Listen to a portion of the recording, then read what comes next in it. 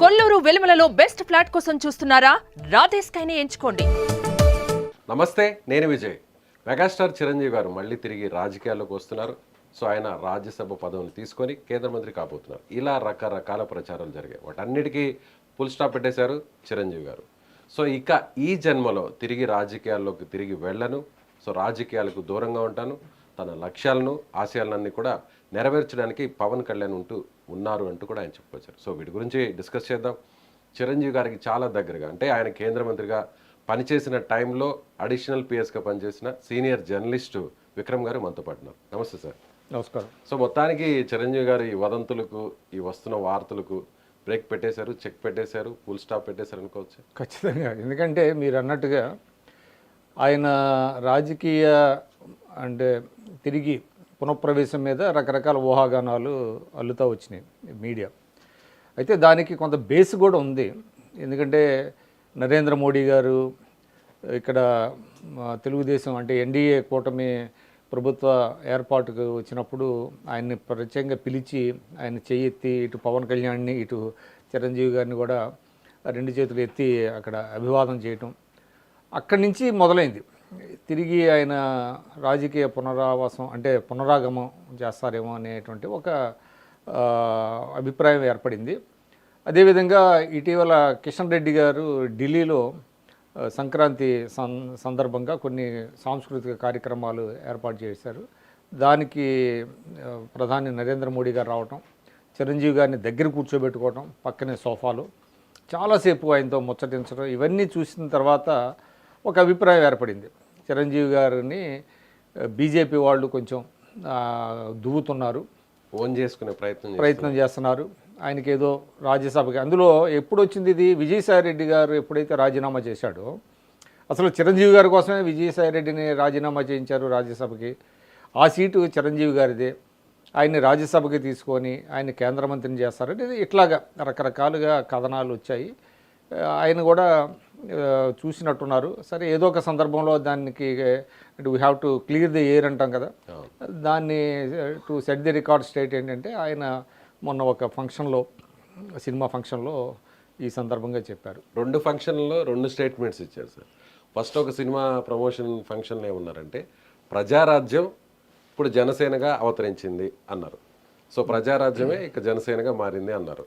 తర్వాత ఇంకొక ఫంక్షన్లో ఏమన్నారంటే ఇక రాజకీయాలకు తిరిగి వెళ్ళను, సో కొంతమంది పెద్దలతో కలవడం అనేది సినిమా అవసరాల కోసమే కలిశాను తప్ప ఎక్కడ కూడా రాజకీయ అవసరాల కోసం కాదు అంటూ కూడా మీడియాను ఉద్దేశించి కూడా ఆయన పర్టికులర్గా చెప్పారు. సో ఇది వాంటెడ్గా జరిగింది అనుకోవచ్చు, దీనికి బ్రేక్ పెట్టేసేయాలి చెప్పాలని. మీరు అన్నట్టుగా ఆయన ప్రజారాజ్యమే రూపాంతరం చెంది జనసేనగా వచ్చింది అనేటువంటి ఒక వ్యాఖ్య చేశారు. దాని మీద రకరకాల అభిప్రాయాలు వ్యక్తం అవుతున్నాయి. అంటే నిజానికి ప్రజారాజ్యంలో కూడా పవన్ కళ్యాణ్ గారు చాలా కీలకమైనటువంటి పాత్ర పోషించారు. యువరాజ్యం అనే ఒక వింగ్కి ఆయన అప్పుడు అధ్యక్షుడిగా ఉండటం, ముఖ్యంగా తెలంగాణ ప్రాంతం అంతా ఎక్కువ ఆయన పర్యటనలు చేయటం, సభల్లో పాల్గొనటం, ఇదంతా జరిగింది. సరే కారణాలు ఏవైనప్పటికీ కూడా ప్రజారాజ్యం కాంగ్రెస్లో విలీనం అవటం, కాంగ్రెస్లో విలీనం కావటం ఈయనకి ఇష్టం లేదు పవన్ కళ్యాణ్ గారికి. అప్పటి నుంచి ఆయన దూరంగా ఉన్నారు. మనకు తెలిసి 2014లో మళ్ళీ పెట్టారు. అయితే ఏంటంటే కొన్ని సిమిలారిటీస్ ఉన్నాయి. ఇప్పుడు ఆయన సోదరుడు కాబట్టి ఒక ప్రాంతీయ పార్టీ పెట్టారు కాబట్టి అందులో కూడా చాలామంది ప్రజారాజ్యంలో పనిచేసిన వాళ్ళు కూడా ఈ జనసేనలో జారడం, ఇవన్నీ చూసిన తర్వాత ఆయన అభిప్రాయాన్ని వ్యక్తం చేశారు. అయితే ప్రజారాజ్యంలో చాలామందిని యాక్చువల్లీ చెప్పాలంటే ఆయన తీసుకోవాలా, ఈ జనసేనలో తీసుకోవాలా. ఆయన ముందుగానే చెప్పాడు ప్రజారాజ్యంలో పనిచేసిన వాళ్ళు ఎక్కువ మంది తీసుకోను అనే ఒక మాట కూడా ఒక సందర్భం, ఒకటి రెండు సందర్భాలు అన్నారు. కాబట్టి ఎక్కువ మంది అయితే వెళ్ళలేదు, కొద్దిమంది అయితే ప్రజారాజ్యం నుంచి వెళ్ళారు, జనసేనలో కలిశారు. కాబట్టి చిరంజీవి గారు అది చెప్పడంలో పెద్ద దాన్ని తప్పు పట్టాల్సిన అవసరం లేదు. అయితే చిరంజీవి గారు ఆ మాట అన్న తర్వాత మీరు అన్నట్టుగా రెండో సందర్భంలో ఇక ఆయన ఈ ఏదైతే వదంతులు కావచ్చు, లేదంటే అంచనాలు కావచ్చు, జోస్యాలు కావచ్చు, వీటిలన్నింటికి వన్స్ ఫర్ ఆల్ చెక్ పెట్టాలి, ఫుల్ స్టాప్ పెట్టాలి అనేటువంటి దీంతో ఆయన చెప్పారు. అయితే మీరు ఇంకో మాట కూడా అన్నారు, గతంలో చిరంజీవి గారు సినిమా ఇండస్ట్రీకి సంబంధించి కొన్ని సమస్యలని అప్పటి జగన్మోహన్ రెడ్డి ప్రభుత్వంతో మాట్లాడి పరిష్కరించుకోవాలనేటువంటి ఆలోచనతో వెళ్ళిన మాట వాస్తవం. అంత మాత్రం చేత ఆ పార్టీకి ఆయన దగ్గరే దగ్గరైనట్టుగా కాలేదు. ఆ అపోహలు కొన్ని వచ్చినాయి. జగన్ దగ్గరికి వెళ్ళారు, జగన్ సరిగా వాళ్ళని ట్రీట్ చేయలేదు, దానికి ఏమనలేదంటే అది జగన్మోహన్ రెడ్డి గారి విఘ్నత. మళ్ళీ చిరంజీవి గారు జగన్మోహన్ రెడ్డి గారి ఇంటికి కూడా వెళ్ళారు. అంటే ఒక సినిమా ఇండస్ట్రీకి చెందినటువంటి ఒక సీనియర్ హీరోగా ఆయన వెళ్ళారు. అందులో రాజకీయాలను చూడాల్సినటువంటి అవసరం లేదు. అంటే ఇండస్ట్రీ కోసమే వెళ్ళారు ఒక రకంగా. ఇండస్ట్రీ కోసం వెళ్ళారు. దానికి రకరకాలుగా కథనాలు వచ్చినాయి. ఎందుకు అంటే ఆయన యాజ్ ఎఫ్ ఆయన దగ్గర అవుతున్నాడు అని కొంతమంది కామెంట్స్ చేశారు. అయితే ఒకటైతే వాస్తవం అండి, జనరల్గా ఏంటంటే ఎవరే అధికారంలో ఉన్నప్పటికీ కూడా సినిమా ఇండస్ట్రీ సత్సంబంధాలు పెట్టుకోవాలనుకుంటారు in the interest of the film industry. అదేవిధంగా ఎవరు అధికారంలో ఉన్నా ఇర్రెస్పెక్ట్ ఆఫ్ పార్టీస్ అధికారంలో ఉండే సినిమా ఇండస్ట్రీకి చెందినటువంటి వాళ్ళకి ఏంటంటే కొన్ని బెనిఫిట్స్ కావచ్చు, లేదంటే in the interest of the film industry వాళ్ళు కూడా కలుస్తారు. అందులో మనం రాజకీయాలను చూడాల్సినటువంటి అవసరం లేదు. ఈ పార్టీని వదిలేసి ఆ పార్టీ దగ్గరికి వెళ్ళారు అనడానికి లేదు. ఎందుకంటే ఆయన కాంగ్రెస్ పార్టీ, ఇంకోటి కూడా నేను చెప్తాను, ఇటీవల కాలంలో కొన్ని ఛానల్స్లో కొన్ని అసంబద్ధమైనటువంటి విశ్లేషణలు కొంతమంది చేస్తున్నారు. ద సో కాల్డ్ విశ్లేషకులు ఏంటి, ఆయన కాంగ్రెస్ పార్టీలో ఉన్నాడు కదా, ఆ మాట ఎట్లా అంటారు అది ఇది అనేది. ఇంకా కూడా ఆయన రెసిగ్నేషన్ ఇవ్వలేదు కదా అని అంటారు. వాళ్ళకి నేను ఈ సందర్భంగా ఈ వేదిక నుంచి నేను ఒకటి చెప్పదలుచుకున్నాను. ఇప్పుడు ప్రతి పార్టీకి అంటే సభ్యత్వం రెండు సంవత్సరాల పాటు ఉంటుంది. ఎప్పుడైతే మీరు సభ్యత్వాన్ని అంటే పునరుద్ధరించుకోలేదో మీరు you cease to be member of that party. ఆ పార్టీ సభ్యుడిగా ఇక ఉండరు అనమాట. Any party. ఇప్పుడు ఎందుకు సభ్యత్వం అనేది ఎందుకు పెడుతున్నారు? ప్రతి పార్టీకి ఎందుకు సభ్యత్వం పెడతారు?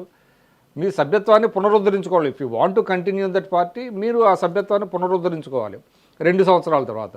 వన్స్ మీరు సభ్యత్వం తీసుకోలేదంటే you cease to be member. మీరు మెంబర్ కాదు, you are no longer a member of that particular party. మీరు ఒక ఇండిపెండెంట్ కింద లెక్క అనమాట. ఇప్పుడు చిరంజీవి గారు కూడా ఒక సందర్భంలో మా దగ్గర ఇదే టాపిక్ వచ్చింది. ఆయన అడిగారు కూడా నన్ను రాజీనామా చేయాలంటే నేను చెప్పాను ఆయనకి, అసలు రాజీనామా ప్రశ్న ఉత్పన్నం కాదండి. Because you are not an active politician now. మీరు ఎప్పుడైతే సభ్యత్వం తీసుకోలేదో, సభ్యత్వం తీసుకోకపోతే మీరు ఇక పార్టీకి చెందినటువంటి సభ్యులు కారు. ఎవరైనా కూడా, ఇది మీ విషయంలోనే కాదు, ఎవరి విషయంలోనైనా సభ్యత్వం కనుక పునరుద్ధరించుకోకపోతే ఆ పార్టీకి చెందినటువంటి సభ్యులు కారు. కాబట్టి చిరంజీవి గారు కాంగ్రెస్ పార్టీ సభ్యులు కాదు. ఆయన సభ్యత్వం ఎప్పుడో అయిపోయింది, ముగిసిపోయింది. 2 years తర్వాత చేయించుకోవాలి ఆయన. కాబట్టి is no longer a member of Congress party. కాబట్టి ఆయన ఇప్పుడు ఇండిపెండెంట్గానే ఆయన భావాలను వ్యక్తం చేయొచ్చు. ఇప్పుడు ఏ పార్టీకి చెందినటువంటి వారు, కాబట్టి ఆయన్ని తప్పు పట్టాల్సిన అవసరం లేదు. ఆయన కాంగ్రెస్ పార్టీ వ్యక్తిగా ముద్ర వేయాల్సిన అవసరం కూడా లేదు. విక్రమ్ గారు, మీరు ఆయనతో చాలా క్లోజ్గా కూడా జర్నీ చేశారు. దాదాపు 18 నెలల పాటు మీరు పిఎస్గా కూడా పనిచేశారు, అడిషనల్ పిఎస్గా. కేంద్ర మంత్రిగా పనిచేసినటువంటి వ్యక్తి, జాతీయ స్థాయిలో ఒక చరిష్మా కలిగినటువంటి వ్యక్తి పూర్తిగా ఇక రాజకీయాలు వద్దు అని ఒక స్టేట్మెంట్ ఇచ్చారంటే దీన్ని ఎలా చూడాలండి? అంటే పాలిటిక్స్ ఆయన విసిగిపోయారా? ఆ సున్నితమైనటువంటి మనస్తత్వం కలిగినటువంటి వ్యక్తిగా ఆయన్ని భావించాలి మనం? నేను ప్రజారాజ్యం సమయంలో కూడా ఉన్నానండి, ఆయనతోనే ఉన్నాను. కొన్ని ఎదురైనటువంటి అనుభవాలు, ఆయన అంటే ఆ మ్యానిపులేటివ్ పాలిటిక్స్, మెనోవరింగ్ పాలిటిక్స్ ఆయనకి తెలియవు. కాబట్టి పాలిటిక్స్లో ఇట్లా కూడా జరుగుతాయి అని అనుకునేటువంటి సంఘటనలు కొన్ని జరిగినాయి. ఆయన కొంత మనస్తాపానికి చెందారు. ముఖ్యంగా ఏంటంటే ఆయన మీద రకరకాలైనటువంటి నిందలు మోపారు. ప్రజారాజ్యాన్ని కూడా కాంగ్రెస్ పార్టీలో విలీనం చేసినప్పుడు అది కూడా చాలా ఫోర్స్ఫుల్గా చేశాడు. ఆయన సంతోషంగానో లేకపోతే తన పదవి కోసం చేయలే. చాలామంది వచ్చి మాకు పన్నులు అవ్వటం లేదు, అప్పుడు రాజశేఖర రెడ్డి గారు బతికే ఉన్నారు, పన్నులు అవ్వటం లేదు కాబట్టి మేమంతా వెళ్ళి కాంగ్రెస్ పార్టీలోకి మీరు విలీనం చేయండి అన్నారు. అంటే అప్పుడు ఎమ్మెల్యేలు 18 మంది ఎమ్మెల్యేలు మన చిరంజీవి గారితో సహా ప్రజారాజ్యంలో గెలిచిన ఎమ్మెల్యేలు నేరుగా చిరంజీవి గారితో చెప్పారు. మీకు అప్పుడు జెండా పీకేద్దామని ఒక వచ్చింది, అది ఆ స్టోరీ ఏంటనుకుంటున్నారు? మెజారిటీ ఎమ్మెల్యేలు, ఇఫ్ నాట్ 17, మెజారిటీ ఎమ్మెల్యేలు చాలామంది అరవింద్ గారి దగ్గరికి వెళ్ళి ఆయన మీద ఒత్తిడి తీసుకొచ్చారు. మీరు చెప్పండి చిరంజీవి గారికి, మాకు పనులు అవ్వట్లేదు నియోజకవర్గాల్లో, కాబట్టి కాంగ్రెస్లో విలీనం చేస్తే బాగుంటుంది అని వెళ్తే అది బయటకు పొక్కింది. అది అప్పుడు ఈనాడులో ఆ బ్యానర్ పెట్టారు. అంటే రాజశేఖర రెడ్డి గారు బతుకున్న సమయంలోనే ఇదంతా బతుకున్న సమయంలో జరిగింది. ఇది ఎలక్షన్స్ జరిగిన కొద్ది రోజులకే, ఆయన చనిపోయింది September 2 కదా. ఎలక్షన్స్ జరిగినాయి, మీకు మేలో జరిగినాయి, మేలో జరిగాయి. జూన్లో గవర్నమెంట్ ఫామ్ అయింది, జూలై ఆ సందర్భంలో ఆగస్టు అప్పటికి ఇంకా ఈ రాజశేఖర రెడ్డి గారు అసెంబ్లీ అంటే బడ్జెట్ సమావేశాలు మరుసటి రోజే వెళ్ళాడు ఆయన, ప్రయాణం పెట్టుకున్నారు, చిత్తూరు జిల్లా పర్యటన రచ్చబండ కార్యక్రమానికి వెళ్తాం. 30 డేస్ పాటు వర్కింగ్ డేస్ 30 డేస్ జరిగినాయి. తర్వాత మరుసటి రోజే ఎడ్జెన్ అయింది, అసెంబ్లీ సమావేశాలు ఎడ్జెన్ అయినాయి, తర్వాత రోజు పెట్టుకున్నారు. ఆ సందర్భంలో అసెంబ్లీ సమావేశాల ముందే ఈ ఎమ్మెల్యేలందరూ వచ్చి చాలామంది చెప్పారు. చెప్తే అప్పుడు ఇది సందర్భం కాదు, ఇది మాట్లాడదాం తర్వాత అని అన్నారు. ఆ విధంగా చాలా ప్రెషర్స్ ఆయన మీద వచ్చినాయి అన్నమాట. అట్లా కొంతమంది లోపాయి గారిగా అప్పటికే సంబంధాలు కొంతమంది పెట్టుకోవటం ఇవన్నీ చేశారు. చేసినప్పుడు ఇక కాంట్బట్ పరిస్థితుల్లో ఆయన విలీనం చేశారు. విలీనం చేసినప్పుడు కూడా రాజశేఖర రెడ్డి గారు చనిపోయారు. చనిపోయిన తర్వాత ఇంకా జగన్ని సీఎం చేయడానికి అడ్డుకోవడానికి చిరంజీవి గారిని ఒక వెపన్గా వాడారు అనేది కూడా రకరకాల విమర్శలు వచ్చాయి అప్పుడు. కాదండి, అప్పుడు కొంతమంది ఎమ్మెల్యేలు చిరంజీవి గారి ఇంటికి వచ్చారు. జగన్మోహన్ రెడ్డి గారిని సీఎం చేయడానికి మీరు కూడా సపోర్ట్ చేయండి అని అన్నారు. అంటే వెంటనే చేయమంటే ఆ రోజు ఏమన్నారంటే అది నేను తీసుకునే ఇది కాదు, డెసిషన్ కాదు, పార్టీలో చర్చించి తీసుకుంటామని చెప్పారు. వాళ్ళు వెళ్ళిపోయారు. వెళ్ళిపోయిన తర్వాత ఏమైందంటే కాంగ్రెస్ పార్టీలో కరెక్ట్ మెజర్స్ తీసుకున్నారు. అంటే కాంగ్రెస్ పార్టీలో వాళ్ళ ఎమ్మెల్యేలు చెప్పారు, ఇప్పుడు మీరు ఎవరో మాట్లాడొద్దు అని చెప్పి హైకమాండ్ నుంచి ఒక సందేశం వచ్చింది వాళ్ళకి. అప్పుడు సర్దుకున్నారు అందరూ. లేకపోతే ఏంటంటే సంతకాల సేకరణ జరిగింది కదా, సంతకాల సేకరణ జరిగింది, చిరంజీవి గారిని సపోర్ట్ చేయమని అడిగారు, ఆయన ఇంటికి వచ్చారు చాలామంది. అప్పుడు ఆ రోజు కూడా నేనే ఉన్నాను. అప్పుడు మధ్యాహ్నం పూట అరౌండ్ 2-2:30 ఆ టైంకి వస్తే చిరంజీవి గారు పైనుంచి వచ్చారు. వచ్చి నేను పార్టీలో చర్చించి ఒక నిర్ణయం తీసుకుంటాను తప్ప నేను ఆన్ మై ఓన్ నేను తీసుకోను అని చెప్పారు. తర్వాత వాళ్ళు వెళ్ళిపోయారు. తర్వాత వాళ్ళ హైకమాండ్ నథింగ్ డూయింగ్, ఇది సంతకాల సేకరణ అలాంటివి ఏం చేయొద్దు మీరని వాళ్ళకి హెచ్చరిక చేశారు. తర్వాత రోసీ గారిని అప్పటికే ఆపద్ధర్మ సీఎంగా ఎన్నుకోవటం జరిగింది. తర్వాత ఆయన్నే ఫుల్ టైం సీఎం చేశారు. అట్లాగా అంటే ఈ పరిణామాలన్నీ ఆయనకి ఏంటంటే కొంత బాధ కలిగించినాయి. అదేవిధంగా టిక్కెట్లు అమ్ముకున్నారని ఆయన మీద నిందలు మోపారు. కుటుంబ సభ్యులను కూడా రాజకీయాల్లోకి తీసుకొచ్చారు, చిరంజీవి గారి కుటుంబ సభ్యులను కూడా చాలా చాలా చేశారు. ఆఖరికి ఆయన బ్లడ్ బ్యాంకులో రక్తాన్ని అమ్ముకుంటున్నారని కొంతమంది మాట్లాడారు. విచిత్రం ఏంటంటే ఆయన మీద ఇటువంటి ఆరోపణలు ఎవరైతే చేశారో ఆ తర్వాత ఆయన సహాయం కోసం ఆయన ఇంటికి వచ్చారు. ఆయన సాయం చేశాడు, వాళ్ళకి చేశాడు. విమర్శించిన వాళ్ళు ఎవరో కాదు, మీకు రాజశేఖరు జీవిత వాళ్ళు కూడా దారుణంగా తిట్టారు. అది పక్కన పెట్టండి. అసలు వాళ్ళిద్దరూ కూడా చిరంజీవి గారు బ్లడ్ బ్యాంకులో బ్లడ్ అమ్ముకుంటున్నారు అది అని చెప్తే ఆయన చాలా బాధపడ్డాడు. ఆయన ఏంటి ఇట్లా కూడా ఇంత దారుణంగా రాజకీయాలు ఉంటాయా, ఈ బ్లడ్ అమ్ముకోవాల్సినటువంటి పరిస్థితి నాది, నేను ఇన్ని కోట్లు ఖర్చు పెడుతున్నాను దీని మీద అని బాధపడ్డాడు ఆయన. అయితే ఎట్లా ఉంటుందంటేనండి, మనం ఏదో స్వామి చెప్పినట్టుగా మళ్ళీ వాళ్ళు వచ్చి వాళ్ళ పాప సీటు కోసం సీటు ఇప్పించమని, ఎంబీబీఎస్ సీటు ఇప్పించమని ఆయన దగ్గరికి వస్తే ఆయన చేశారు.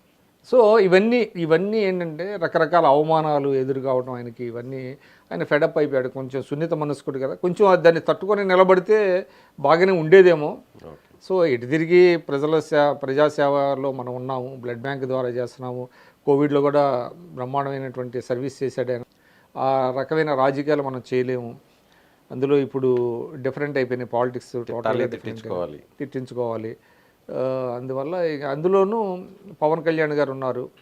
పవన్ కళ్యాణ్ గారు మనం ఏదైతే సామాజిక న్యాయం అనుకుంటున్నామో ఆ సామాజిక న్యాయాన్ని ఆయన ముందుకు తీసుకెళ్తాడు అనేటువంటి ఉద్దేశంతో చెప్పినట్టుగా మనం అనుకోవాలి. Right sir, thank you. నమస్కారం. ఇది సీనియర్ జర్నలిస్ట్ విక్రమ్ గారు చెప్తున్నట్టుగా సున్నితమైన మనస్తత్వం కలిగినటువంటి వ్యక్తిగా చిరంజీవి గారు ఎక్కువ రోజుల్లో రాజకీయాల్లో ఆయన రాణించలేకపోయారని చెప్పుకోవాలి. అయితే ఆయన తరువాత నిజంగా ఆయన వారసుడిగా, రాజకీయ వారసుడిగా ముఖ్యంగా పవన్ కళ్యాణ్ని ఆయన అభివర్ణించారు. సో సేవా కార్యక్రమాలను ఇప్పటికే కొనసాగిస్తున్నాను కాబట్టి ఇకపై రాజకీయాల గురించి ఆలోచించే ప్రసక్తే లేదని విక్రమ్ గారు చెప్తున్నారు. Thank you so much.